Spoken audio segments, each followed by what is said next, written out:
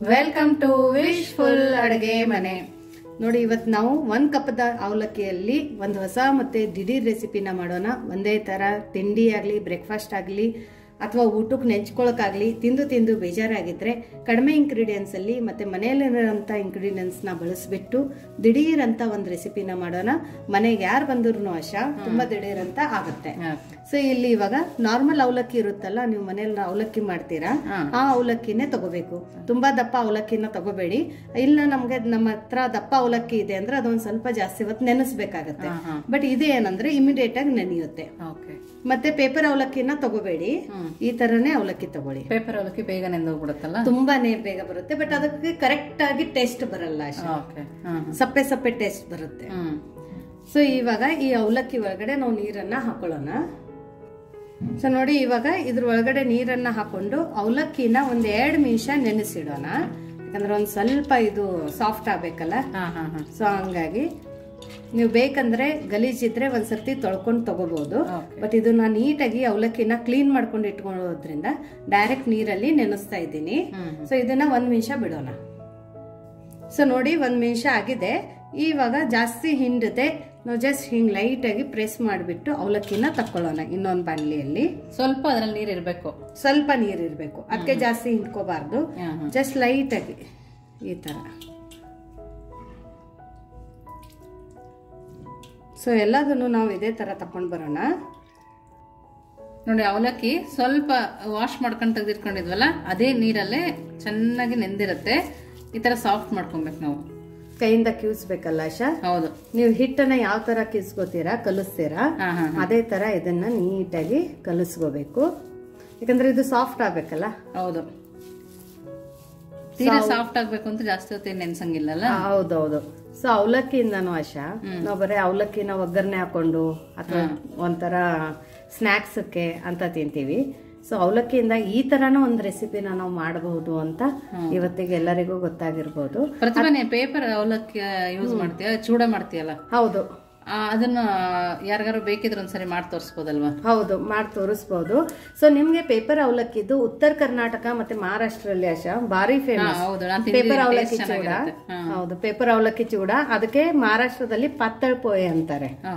So ಆ recipe ನಿಮ್ಗೆ ಬೇಕಂದ್ರೆ ಅದು ಸ್ನಾಕ್ಸ್ ಹೆಂಗಂದ್ರೆ ಆಶಾ ಒಂದ್ಸರ್ತಿ ಮಾಡಿ ನೀವು ತಿಂಗಳಾನ್ಗಟ್ಲೆನೂ ತಿನ್ಕೋಬಹುದು, ಏನೂ ಆಗಲ್ಲ.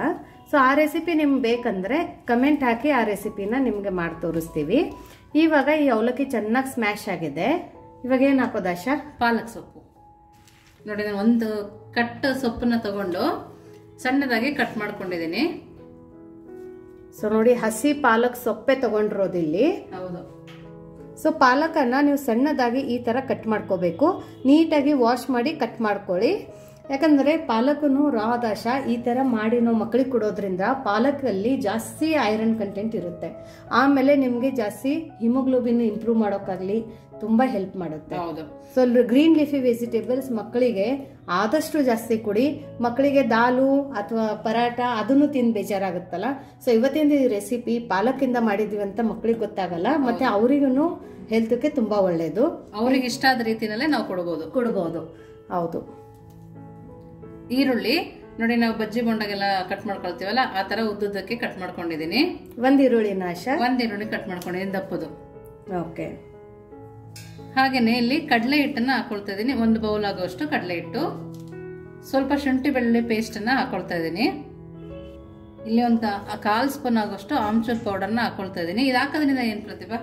ಆಮ್ಚೂರ್ ಪೌಡರ್ ಹಾಕೊಳ್ಳೋದ್ರಿಂದ ಆಶಾ ಒಂದ್ ಸ್ವಲ್ಪ ನಮ್ಗೆ ಚಾಟ್ಸ್ ಫ್ಲೇವರ್ ಬರುತ್ತೆ, ಅದ್ರ ಜೊತೆ ಹುಳಿ ಅಂಶ ಇರುತ್ತೆ ಅದರಲ್ಲಿ. ಸೊ ಆಮ್ಚೂರ್ ಪೌಡರ್ ಇಲ್ಲ ಅಂದ್ರೆ ಅರ್ಧ ನಿಂಬೆ ರಸನ ನಾವು ಹಿಂಡ್ಕೊಂಡು ಹಾಕೋಬಹುದು. ಹೌದು, ಚಾಟ್ ಮಸಾಲ ಬೇಕಿದ್ರು ಹಾಕೋಬಹುದು. ಹೌದು. ಖಾರಕ್ಕೆ ಸ್ವಲ್ಪ ಖಾರದ ಪುಡಿನ ಹಾಕೊಳ್ತಾ ಇದೀನಿ. ನಿಮ್ ಖಾರ ಅನುಗುಣವಾಗಿ ನೀವು ಹಾಕೊಬಹುದು. ಇಲ್ಲ ಅಂದ್ರೆ ಹಸಿ ಮೆಣಸಿನ್ಕಾಯಿನೂ ಕಟ್ ಮಾಡಿ ಹಾಕೋಬಹುದು. ಅಂದ್ರೆ ಮಕ್ಳು ಬಾಯಿಗೆ ಸಿಗುತ್ತಲ್ಲ, ಹೌದು, ಅವಾಗ ತಿನ್ನಲ್ಲ ಅಂತೇಳಿ. ಸೊ ಇವಾಗ ಇದಕ್ಕೆ ರುಚಿಗೆ ಉಪ್ಪನ್ನ ಹಾಕೊಳ್ಳೋಣ. ಉಪ್ಪನ್ನ ನೋಡ್ಬಿಟ್ಟು ಹಾಕೊಳ್ಳಿ. ನೋಡಿ, ಇಷ್ಟನ್ನ ಹಾಕಿ ನೀಟಾಗಿ ಕಲಸ್ಕೊಬೇಕು. ಇದಕ್ಕೆ ಆಲೂಗಡ್ಡೆನೆ ಬೇಕಂತ ಏನಿಲ್ಲಲ್ಲ ಆಶಾ? ಇಲ್ಲ, ಆಲೂಗಡ್ಡೆ ಬೇಕಾಗಿರಲ್ಲ ಇದಕ್ಕೆ. ಸೊ ತುಂಬಾ ದಿಢೀರ್ ಅಂತ ಮಾಡ್ಕೋಬಹುದು. ಮನೆಯಲ್ಲಿ 1 ಕಪ್ ಅವಲಕ್ಕಿ ಮತ್ತೆ ಪಾಲಕ್ ಸೊಪ್ಪು ಇಲ್ಲ ಅಂದ್ರೆ ಮೆಂತ್ಯ ಸೊಪ್ಪು ಹಾಕೋಬಹುದಲ್ಲ? ಮೆಂತ್ಯ ಸೊಪ್ಪು ಹಾಕೊಬಹುದು. ಈ ಕೆಲವೊಬ್ರು ಮಕ್ಳುಗಳು ಪಾಲಕ್ ತಿನ್ನಲ್ಲ. ಹೌದು. ಆವಾಗ ಈ ತರ ನಾವು ಮಾಡ್ಕೊಟ್ಟಾಗ ಖುಷಿಯಿಂದ ತಿಂತಾರೆ. ಯಾವ್ದ್ರಿಂದ ಮಾಡಿದೀರ ಅಂತಾನು ಕೇಳಲ್ಲ, ಅಷ್ಟು ಖುಷಿಯಿಂದ ತಿಂತಾರೆ. ಆಮೇಲೆ ಮಕ್ಕಳಿಗೆ ಜಾಸ್ತಿ ಹಸಿವು ಯಾವಾಗ ಆಗುತ್ತೆ ಹೇಳು? ಸ್ಕೂಲಿಂದ ಬಂದಾಗ. ಅದು ಬೇರೆ ಫ್ರೆಂಡ್ಸ್ ಬಾಕ್ಸ್ ಅಲ್ಲಿ ಈ ತರ ಡಿಫ್ರೆಂಟ್ ಆಗಿ ಸ್ನಾಕ್ಸ್ ಅಂತೂ ನೋಡ್ಬಿಟ್ರೆ ಅಮ್ಮ ನನಗೆ ಅದನ್ನೇ ಬೇಕು ಅಂತ ಕೇಳ್ತಾರೆ. ಸೊ ಮಕ್ಕಳು ಸ್ಕೂಲಿಂದ ಬಂದಾಗ ಒಂಥರ ಅದೇ ಚಪಾತಿ ಮುದ್ದೆ ಅನ್ನ ಸಾಂಬಾರು ತಿಂದು ಬೇಜಾರಾಗಿರುತ್ತೆ. ಸೊ ಹಾಗಾಗಿ ನಾವು ಹೆಲ್ದಿ ಕೂಡ ಈ ತರ ನೀವು ಮಕ್ಕಳಿಗೆ ಸ್ಕೂಲಿಂದ ಬರೋಷ್ಟರಲ್ಲಿ ಒಂದು ಸ್ನಾಕ್ಸ್ ಅನ್ನ ಮಾಡಿಡಿ. ಅವ್ರು ನಿಮ್ಗೆ ಆಚೆದೇನು ಕೇಳಲ್ಲ, ಡೈಲಿ ಮನೆಗ್ ಬರೋಕ್ ಕಾಯ್ತಿರ್ತಾರೆ. ಮತ್ತೆ ಹೌದು, ಇದಕ್ಕೆ ನೀರ್ ಹಾಕಿ ಕಲ್ಸಂಗೆ ಇಲ್ಲ ಪ್ರತಿಭಾ. ಯಾಕಂದ್ರೆ ಪಾಲಕ್ ತೊಳೆದಿದ್ರಲ್ಲಿ ನೀರ್ ಇರುತ್ತೆ ನೋಡು, ಅದ್ರಲ್ಲೇನೆ ನಾವು ಕಲ್ಸ್ಕೊಂಡ್ಬಿಡ್ಬೋದು. ಸೊ ಇವತ್ತಿನ ರೆಸಿಪಿ ಅಂದ್ರೆ ನೀರಿಲ್ಲದೆ ಮಾಡ್ಕೊಳ್ಳುವಂತ ರೆಸಿಪಿ. ಹೌದು, ನಾವು ಪಾಲಕನ್ನ ಚೆನ್ನಾಗಿ ತೊಳೆದಿರ್ತೀವಿ ನೋಡು, ಅದ್ರಲ್ಲಿ ಜಾಸ್ತಿ ನೀರ್ ಹೋಗಿರಲ್ಲ. ಪಾಲಕಲ್ಲೂ ಸ್ವಲ್ಪ ನೀರಿನ ಹೌದು, ಪಾಲಕಲ್ಲಿನೂ ನೀರಿರುತ್ತೆ. ಉಪ್ಪು ಹಾಕೊಳ್ಳೋದ್ರಿಂದ ಈರುಳ್ಳಿ ಮತ್ತೆ ಪಾಲಕ್ ಒಳಗಡೆದು ನೀರನ್ನ ಬಿಟ್ಕೊಳ್ಳೋ. ಮತ್ತೆ ಅವಲಕ್ಕಿನೂ ಸ್ವಲ್ಪ ತೊಳೆದಿರ್ತೀವಲ್ಲ. ಹೌದು, ಅವಲಕ್ಕಿ ತೊಳೆದಿರ್ತೀವಿ. ಸೊ ಹಂಗಾಗಿ ಒಂದ್ ಹನೇನೋ ನೀರನ್ನ ಯೂಸ್ ಮಾಡದೆ ಬರೀ ನೆನ್ಸೋಕೆ ಎಷ್ಟು ಯೂಸ್ ಮಾಡಿದೀವಿ ಅಷ್ಟೇನೆ. ಮತ್ತೆ ಎಣ್ಣೆನೂ ಯೂಸ್ ಮಾಡಲ್ಲ ಇದಕ್ಕೆ ನಾವು. ಹೌದಾ? ಸೊ ಎಣ್ಣೆ ನೀರು ಇಲ್ಲದೆ ಮಾಡ್ಕೊಳ್ಳುವಂತ ರೆಸಿಪಿನ ಹೌದು ಬರೀ ತೊಳೆಯೋಕೆ ಯೂಸ್ ಮಾಡ್ಕೊಂಡಿದೀವಿ. ಅವಲಕ್ಕಿ ತೊಳೆಯೋಕೆ, ಪಾಲಕ್ ತೊಳೆಯೋಕೆ. ಹೌದು, ಜಾಸ್ತಿ ಎಣ್ಣೆನೂ ಬಳಸಲ್ಲ. ಇವಾಗ ಶುಗರ್ ಇರುತ್ತಲ್ಲ ಪ್ರತಿಭಾ, ಅವ್ರಿಗೆ ಕೂಡ ಮಾಡ್ಕೊಡ್ಬೋದು. ಸಂಜೆ ಟೈಮ್ ಹಸುವಾಗುತ್ತೆ ಯಾವಾಗ್ಲೂ ಅವ್ರಿಗೆ, ಅವ್ರಿಗೆ ಕೂಡ ಮಾಡ್ಕೊಡ್ಬೋದು. ನೋಡಿ ಈ ತರ ನಾವು ಕಲ್ಸ್ಕೊಂಡಿದೀವಿ. ನೆಕ್ಸ್ಟ್ ಏನ್ ಮಾಡೋದು ಅಂತ ನೋಡೋಣ ಬನ್ನಿ. ಸೊ ನೋಡಿ, ಕೈಗೆ ಒಂದ್ ಸ್ವಲ್ಪ ಎಣ್ಣೆನ ಒರೆಸ್ಕೊಳ್ಳೋಣ. ಒರೆಸ್ಕೊಂಡ್ಬಿಟ್ಟು ಇದ್ರದ್ದು ಸಣ್ಣದಾಗಿ ಕಟ್ಲೆಟ್ ಶೇಪ್ ಅಲ್ಲಿ ಮಾಡ್ಕೊಳ್ಳೋಣಲ್ಲ ಆಶಾ? ಹೌದು, ತುಂಬಾ ದಪ್ಪನೂ ಬೇಡ, ನೋಡೋಕು ತುಂಬಾ ದೊಡ್ಡದಾಗಿನೂ ಬೇಡ, ನೋಡೋಕ್ಕೂ ಚೆನ್ನಾಗಿರ್ಬೇಕು. ತಿನ್ನೋಕಂತೂ ಎಮ್ಮಿ ಆಗೇನೆ ಇರುತ್ತೆ. ಮಕ್ಕಳು ಎಮ್ಮಿ, ನಾವು ಇನ್ಮೇಲೆ ಎಮ್ಮಿನೇ ಅನ್ಬೇಕು. ಯಾಕಂದ್ರೆ ಇವತ್ತಿನ ರೆಸಿಪಿ ಎಮ್ಮಿಯಾಗಿನೇ ಮಾಡ್ತಾ ಇದೀವಿ. ಸೊ ನಿಮ್ಗೆ ಯಾವ ಶೇಪ್ ಬೇಕೋ ಆ ಶೇಪನ್ನು ಮಾಡ್ಕೋಬಹುದು. ಸೊ ನೋಡಿ, ಇದನ್ನ ಮಾಡಿಬಿಟ್ಟು ಇಲ್ಲಿ ನಾನು ಬಿಳಿ ಎಳ್ಳನ್ನ ತಗೊಂಡಿರೋದು, ನಾನ್ ಪಾಲಿಶ್ ಇದು ತಗೋಬಾರ್ದು, ನೈಲಾನು. ಇದನ್ನ ಈ ತರ ಹಚ್ಕೊಳ್ಳೋಣ. ನೋಡಿ ಎಳ್ಳು, ನೀವು ಬೇಡ ನಾವು ಹೇಳ್ತೀನಲ್ಲ ಅಂದ್ರೆ ಸ್ಕಿಪ್ ಮಾಡಿ, ಬಟ್ ಹಚ್ಕೊಂಡ್ರೆ ಮಾತ್ರ ಬಾಯಿಯಲ್ಲಿ ಅದ್ರ ಕ್ರಂಚಿನೆಸ್ ಬರುತ್ತಲ್ಲ, ರುಚಿನೂ ಚೆನ್ನಾಗಿರುತ್ತೆ, ನೋಡಕ್ಕೂ ಅಟ್ರಾಕ್ಟಿವ್ ಆಗಿರುತ್ತೆ ಮಕ್ಕಳಿಗೆ. ಬರ್ಗರ್ ಅಲ್ಲೆಲ್ಲ ಇರಲ್ಲ ಪ್ರತಿಭಾ. ಹೌದು. ಸೊ ನೋಡಿ, ಈ ತರ ನಾವು ಎಲ್ಲದನ್ನು ಮಾಡ್ಕೊಂಡು ಬರೋಣ. ಸೊ ನೋಡಿ, ಎಲ್ಲದನ್ನು ನಾವು ಈ ತರ ಕಟ್ಲೆಟ್ ಅನ್ನ ಮಾಡ್ಕೊಂಡು ಬಂದಿದ್ದೀವಿ. ನೆಕ್ಸ್ಟ್ ಏನ್ ಮಾಡೋದು ಅಂತ ನೋಡೋಣ ಬನ್ನಿ. ನೋಡಿ, ಇಲ್ಲಿ ಒಂದು ತವೆನ ಬಿಸಿ ಮಾಡ್ಕೊಳಕ್ ಇಟ್ಕೊಂಡಿರೋದು ಹೈ ಫ್ಲೇಮ್ ಅಲ್ಲಿ. ತವೆ ಚೆನ್ನಾಗಿ ಬಿಸಿ ಆದ ನಂತರ ಇದ್ರ ಒಳಗಡೆ ನಾವು ಒಂದ್ 2 ಸ್ಪೂನ್ ಅಷ್ಟು ಎಣ್ಣೆನ ಹಾಕೊಳ್ಳೋಣಲ್ಲ ಆಶಾ? ಹೌದು, ಜಾಸ್ತಿ ಎಣ್ಣೆ ಹಾಕೊಳ್ಳೋದು ಬೇಕಾಗಲ್ಲ ಇದಕ್ಕೆ. ಹೌದು. ನೋಡಿ, ನಾವು ಮಾಡ್ಕೊಂಡ್ವಲ್ಲ ಕಟ್ಲೆಟ್, ಅದನ್ನ ಇಟ್ಕೊಳ್ತಾ ಇದೀನಿ. ನೀವು ಬೇಕಂದ್ರೆ ಡೀಪ್ ಫ್ರೈನು ಮಾಡ್ಬೋದಲ್ಲ ಆಶಾ? ಇದಕ್ಕೆ ಮಾಡ್ಬೋದ್ವಾ? ಬಟ್ ವೆಟ್ ಲಾಸ್ ಮಾಡೋರು, ಮಕ್ಕಳಿಗೆ ಹೆಲ್ದಿ ಆಗಿರುತ್ತೆ ಅಂತ. ಹೌದು. ಮತ್ತೆ ಇನ್ನೊಂದಂದ್ರೆ ಆಶಾ, ನಮ್ಗೆ ಕೆಮ್ಮು ನೆಗಡೆ ಜ್ವರ ಬಂದಾಗ ಏನಾದ್ರೂ ಈ ತರ ಬಾಯಿ ರುಚಿಗೆ ತಿನ್ಬೇಕನ್ಸುತ್ತೆ. ಆ ಟೈಮಲ್ಲಿ ನಾವು ಕರ್ದು ತಿನ್ನೋಕ್ ಆಗಲ್ಲ. ಸೊ ಆ ಟೈಮಲ್ಲಿ ನಾವು ಈ ತರನ ಮಾಡ್ಕೊಂಡು ತಿನ್ಬೋದಲ್ಲ? ಹೌದು, ಈ ತರ ರುಚಿನೂ ಕೊಡುತ್ತೆ ಬಾಯಿಗೆ. ಹೌದು, ಹೆಲ್ದಿಯಾಗೂ ಇರುತ್ತೆ. ಹೌದು. ಇದ್ರ ಮೇಲ್ಗಡೆ 1 ಸ್ಪೂನ್ ಎಣ್ಣೆ ಹಾಕೊಳ್ತಿದ್ದೀನಿ ಪ್ರತಿಭಾ. ಓಕೆ. ಫ್ಲೇಮ್ ಅನ್ನ ಆಶಾ, ಇವಾಗ ಈ ಕಟ್ಲೆಟ್ ಹಾಕೊಂಡ ನಂತರ ಮೀಡಿಯಂ ಫ್ಲೇಮ್ ಇಟ್ಕೋಬೇಕಲ್ಲ? ಹೌದು, ಮೀಡಿಯಂ ಫ್ಲೇಮ್ ಇಟ್ಕೊಬೇಕು. ತೀರಾ ಲೋ ಫ್ಲೇಮ್ ಇದ್ರೆ ಅದು ಒಂಥರ ಹಸಿ ಹಸಿ ತರ ಅನ್ಸುತ್ತೆ, ಬೇಯಲ್ಲ. ಹೈ ಫ್ಲೇಮ್ ಇದ್ರೆ ಬೇಗ ಹೊತ್ತೋಗುತ್ತೆ. ಓಕೆ. ಸೊ ಮೀಡಿಯಂ ಫ್ಲೇಮ್ ಅಲ್ಲಿ ಇಟ್ಕೊಂಡು ಮಾಡ್ಕೊಬೇಕು. ಸೊ ಅದರಿಂದ ಕ್ರಂಚಿನೆಸ್ ಬರುತ್ತೆ, ಕಲರ್ ಆಗಿದ್ರು ಚೆನ್ನಾಗಿ ಕಾಣಿಸುತ್ತೆ. ಸೊ ಇದನ್ನ ನಾವು ಮೀಡಿಯಂ ಫ್ಲೇಮ್ ಅಲ್ಲಿ 1-2 ನಿಮಿಷ ಬೇಯಿಸ್ಕೊಂಡು ಬರೋಣ. ನೋಡಿ, ಇವಾಗ ಇನ್ನೊಂದ್ ಸೈಡ್ ಕೂಡ ಬೇಯಿಸ್ಕೊಬೇಕು. ನೋಡಿ ಯಾವ ತರ ಕಾಣಿಸ್ತದೆ. ಕಲರ್ ಅಂತೂ ತುಂಬಾ ಚೆನ್ನಾಗಿ ಬಂದಿದೆ ಆಶಾ. ಸೋಡಾ ಇಲ್ಲ, ಏನೂ ಇಲ್ಲ, ಮೊಸರು ಇಲ್ಲ, ಏನಿಲ್ಲ ಪ್ರತಿಭಾ. ಪಾಲಕ್ ಕಡಲೆ ಹಿಟ್ಟು.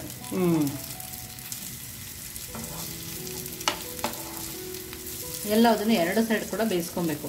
ಅವಾಗ ಕ್ರಂಚಿಯಾಗಿ ಕ್ರಿಸ್ಪಿಯಾಗಿ ಆಗುತ್ತಲ್ಲ? ಹೌದು. ಘಮನೂ ಹಂಗೆ ಬರ್ತಾ ಇದೆ, ತುಂಬಾ ಚೆನ್ನಾಗಿ ಬರ್ತಾ ಇದೆ. ಸೊ ಈ ಸೈಡು ನಾವು ಚೆನ್ನಾಗಿ ಬ್ರೌನ್ ಆಗೋ ತನಕ ಬೇಯಿಸ್ಕೊಂಡು ಬರೋಣ. ಸೊ ನೋಡಿ, ಆ ಸೈಡು ತುಂಬಾ ಚೆನ್ನಾಗಿ ಬೆಂದಿದೆ. ಇವಾಗ ಇನ್ನೊಂದ್ ಸರ್ತಿ ನಾವು ಇದನ್ನ ಫ್ಲಿಪ್ ಮಾಡ್ಕೊಳ್ಳೋಣ, ಟರ್ನ್ ಮಾಡ್ಕೊಳ್ಳೋಣ. ಯಾಕಂದ್ರೆ ಕ್ರಿಸ್ಪಿ ಆಗುತ್ತಲ್ಲ ಪ್ರತಿಭಾ. ಹೌದು. ಎಳ್ಳು ನೋಡಿ ಎಷ್ಟು ಚೆನ್ನಾಗಿ ರೋಸ್ಟ್ ಆಗಿದೆ ಅಂತ, ತುಂಬಾ ಸಖತ್ತಾಗಿ ಕಾಣ್ತಾ ಇದೆ. ಎಳ್ಳು ಈ ತರ ಸ್ವಲ್ಪ ಕೆಂಪಾಗ್ಬೇಕಶ, ಅವಾಗ ತಿನ್ನೋಕಷ್ಟೇ ಚೆನ್ನಾಗಿರುತ್ತೆ.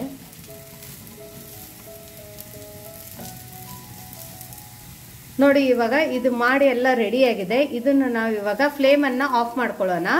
ಫ್ಲೇಮನ್ನು ಆಫ್ ಮಾಡಿ ಇದನ್ನ ತಕ್ಕೊಂಡ್ಬಿಟ್ಟು ಯಾವ ಥರ ತಿನ್ನೋದು ಅಂತಲೂ ನೋಡೋಣಲ್ಲ ಆಶಾ. ಹೌದು. ಸೊ ಇದನ್ನ ಇವಾಗ ಎಲ್ಲದನ್ನು ತಕ್ಕೊಂಡು ಬರ್ತೀವಿ.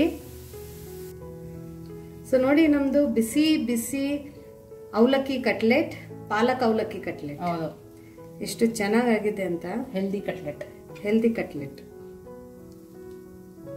ನೋಡೋಕ್ಕೂ ಚೆನ್ನಾಗಿದೆ, ಕೈಯಲ್ಲಿ ಕ್ರಿಸ್ಪಿ ಇದೆ ಹಾಗೂ ಬಿಸಿನೂ ಇದೆ. ಯಾವ ಥರ ಬೇಕು ಆ ಥರ ಶೇಪಲ್ಲಿ ದಿಢೀರಂತ ಮಾಡ್ಕೋಬಹುದು, ಅಷ್ಟು ಚೆನ್ನಾಗಾಗಿದೆ. ನೋಡಿ ಈ ಅವಲಕ್ಕಿ ಕಟ್ಲೆಟ್ ಜೊತೆ ಇಲ್ಲಿ ನಾನು ಕೆಚಪ್ ಅನ್ನ ತಗೊಂಡಿದ್ದೀನಿ. ನೀವು ಬೇಕಂದ್ರೆ ಪುದೀನ ಚಟ್ನಿ ಕೂಡ ತಗೋಬಹುದು. ಇಲ್ಲ ಮಕ್ಕಳು ಮ್ಯಾವನೀಸ್ ಇಷ್ಟಪಡ್ತಾರೆ, ಮ್ಯಾವನೀಸ್ ಕೂಡ ತಗೋಬಹುದು.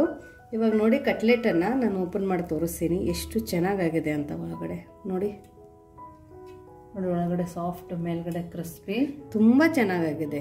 ತುಂಬಾ ಅಂದ್ರೆ ತುಂಬಾ ಚೆನ್ನಾಗಿ ಬಂದಿದೆ. ಸೋಡಾ, ಈನೋ, ಮೊಸರು ಯಾವುದು ಬಳಸದೆ ಮಾಡ್ಕೊಂಡಿರುವಂತ ಈ ರೆಸಿಪಿ, ನೀರು ಇಲ್ಲದೆ ಯೂಸ್ ಮಾಡ್ಕೊಂಡಿರುವಂತ ರೆಸಿಪಿ. ಅದ್ರ ಜೊತೆ ಕಡಿಮೆ ಎಣ್ಣೆಯಲ್ಲಿ, ಕಡಿಮೆ ಎಣ್ಣೆ, ಒಂದ್ 2-3 ಸ್ಪೂನ್ ಎಣ್ಣೆ ಒಳಗಡೆ ಮಾಡ್ಕೊಳ್ಳೋದು. ಹೌದು ನೋಡ ಆಶಾ, ತುಂಬಾನೇ ಟೇಸ್ಟಿ ಆಗಿದೆ ಪ್ರತಿಭಾ. ಪಾಲಕಿಂದ ಮಾಡಿದೀವಿ ಅಂತಾನೆ ಅನಿಸ್ತಿಲ್ಲ. ಹೌದಾ? ನೋಡಿ, ಬಾಯಿಯೆಲ್ಲ ಕ್ರಂಚಿನೆಸ್ಸು ಮೇನ್ ಅಂದ್ರೆ ಆಶಾ, ಇದು ಎಳೆ ಸಿಗ್ತಾ ಇದೆ ಅಲ್ಲ ಬಾಯಲ್ಲಿ, ತುಂಬಾ ಅಂದ್ರೆ ತುಂಬಾ ಸಖತ್ತಾಗಿ ಟೇಸ್ಟ್ ಕೊಡ್ತಾ ಇದೆ. ಸೊ ನೀವು ಎಳ್ಳನ್ನ ಸ್ಕಿಪ್ ಮಾಡಬೇಡಿ, ಎಳ್ಳನ್ನ ಹಾಕಿ ಮಾಡಿ, ತುಂಬಾ ಸಖತ್ ಟೇಸ್ಟ್ ಕೊಡ್ತಾ ಇದೆ.